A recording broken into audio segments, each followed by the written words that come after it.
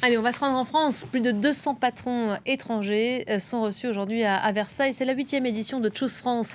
Grand raout de prestige placé cette année sous le thème France, terre de créativité. Évidemment, l'enjeu, c'est d'attirer des investissements internationaux. Le cru 2025, nous dit-on, s'annonce particulièrement prometteur. Vous nous confirmez, Christophe Dansette, bonjour, vous êtes nos yeux et nos oreilles à ce rendez-vous. On évoque déjà un potentiel record de 40 milliards d'euros d'investissements venus de l'extérieur.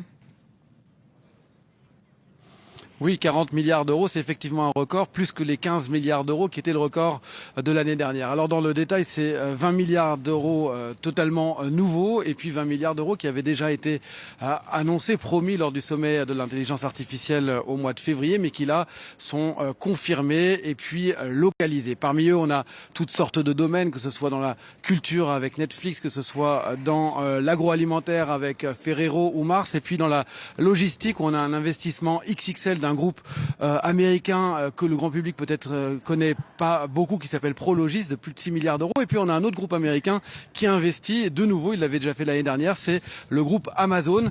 Et on est ici avec Frédéric Duval, qui est le patron d'Amazon France. Vous annoncez, bonjour monsieur Duval, vous annoncez donc un investissement de 300 millions d'euros. Oui, absolument. Alors d'abord, on a investi depuis maintenant 25 ans en France. Depuis 15 ans, on a annoncé 25 milliards d'euros en France. Et cette année, on annonce 300 millions d'euros supplémentaires et 1500 emplois. On aime bien rappeler qu'à ces 300 millions d'euros s'ajoutent 1500 emplois dans notre service logistique. Oui, vous faites bien, parce que souvent on parle d'investissement en France, on dit que la France est une terre d'investissement étranger, la première en Europe, mais le petit point faible, ce sont les emplois qui ne suivent pas toujours. Là, vous êtes la preuve qu'on peut aussi créer des emplois en France. Absolument, depuis 25 ans, on a créé 25 000 emplois CDI, facile, 25 ans, 25 000 emplois, donc 1000 emplois par an pendant 25 ans. Et puis à cela, et donc on ajoute 1500 emplois supplémentaires cette année avec cet investissement. Alors très concrètement, ces 300 millions d'euros, ils vont servir à quoi ?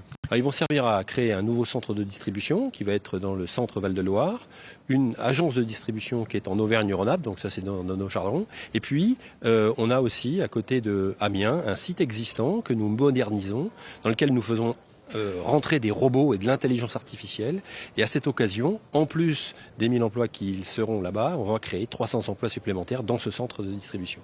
Alors on s'attendait peut-être pas à un record d'investissement cette année. On est à 40 milliards d'euros, c'est même plus que 2 fois plus que l'année dernière. On s'attendait pas à un tel cru, parce que la situation politique n'est pas forcément la meilleure au rendez-vous. Il y a la situation budgétaire et puis il y a aussi la situation internationale avec les droits de douane de Donald Trump, qui veut attirer les entreprises plutôt à l'étranger. Du coup, c'est pas un frein tout ça en ce moment ? Écoutez, nous, en ce qui nous concerne, je ne peux pas parler pour les autres, mais ce qui nous concerne, on a une demande qui accroît. On a de plus en plus une relation de confiance avec les Françaises et les Français, avec les entreprises françaises qui nous confient leurs produits pour les vendre. Et donc c'est naturellement que, quand on a plus de clientèle, on investit pour de nouvelles capacités. C'est le cas de ce que nous faisons aujourd'hui chez Amazon.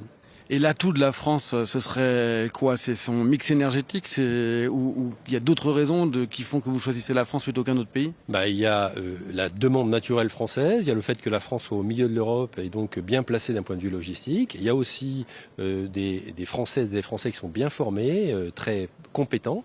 Et tout ça fait que, on a envie d'investir en France.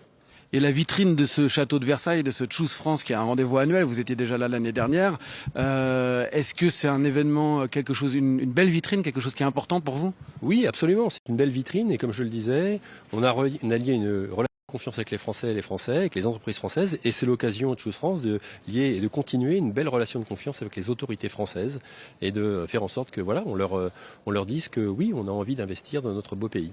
Et quels seraient les points que vous voudriez améliorer pour la France ? Il y a bien des choses à améliorer ? Il y a toujours des choses à améliorer. Et en ce qui nous concerne, certainement, les procédures administratives, la simplification de l'installation de nouvelles entités est toujours quelque chose sur lequel on peut travailler. Aujourd'hui, on prend trop de temps à mettre en place de nouvelles capacités en France.